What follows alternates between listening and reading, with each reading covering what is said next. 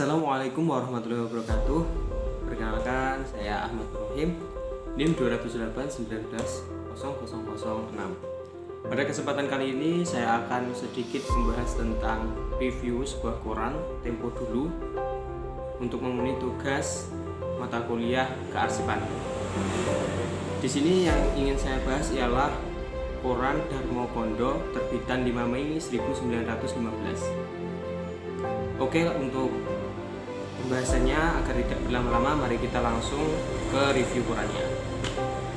Koran ini secara fisik masih bisa dibaca dan tulisannya juga masih jelas, hanya saja untuk penggunaan ejaannya masih menggunakan ejaan Tempo Dulu.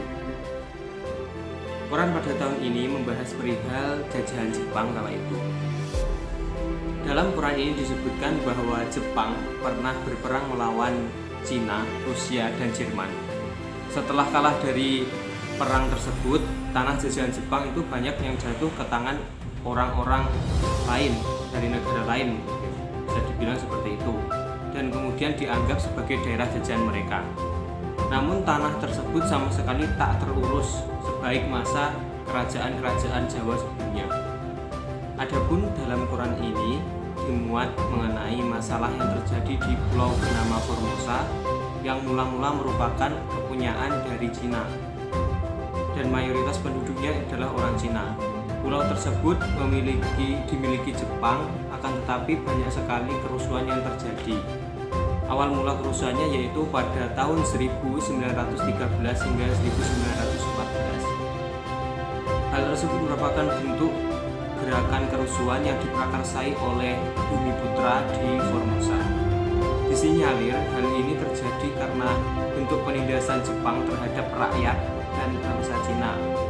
Kala itu rakyat dipaksa atau ditindas untuk bekerja dan menandatangani surat perjanjian bahwa mereka dengan ikhlas akan bekerja tanpa upah, dan juga tanah mereka dijual kepada Jepang dengan harga yang istilahnya harganya dari setengah dari harga aslinya, malah kadang hanya 1/6 dari harga sesungguhnya.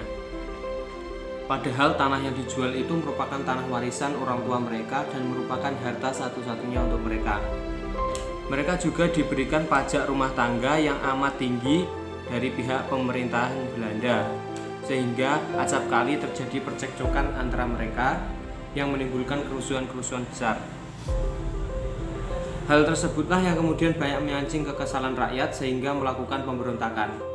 Akan tetapi pemberontakan yang terjadi tersebut berhasil dipadamkan oleh Jepang melalui tindakan pengamanan, meskipun hal tersebut semakin menambah kekesalan masyarakat dan rakyat terhadap Belanda, terhadap pemerintahan Jepang.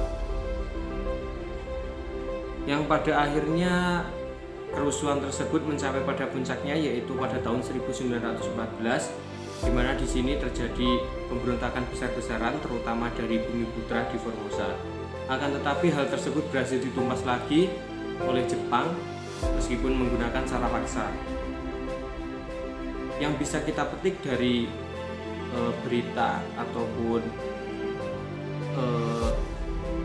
jurnal dari dalam koran ini yaitu bahwa Jepang sebagai penguasa atau penjajah yang kala itu menjajah di wilayah tersebut terlalu menekankan seperti kerja paksa untuk pembelian lahan dan sebagainya, namun tidak memberikan kontribusi terhadap rakyat yang mereka tindas, sehingga kekesalan tersebut semakin meluap dan membesar. Sekian, apabila ada kurang lebihnya saya mohon maaf. Allahumma muwaffiq ila aqwamit thoriq. Wassalamualaikum warahmatullahi wabarakatuh.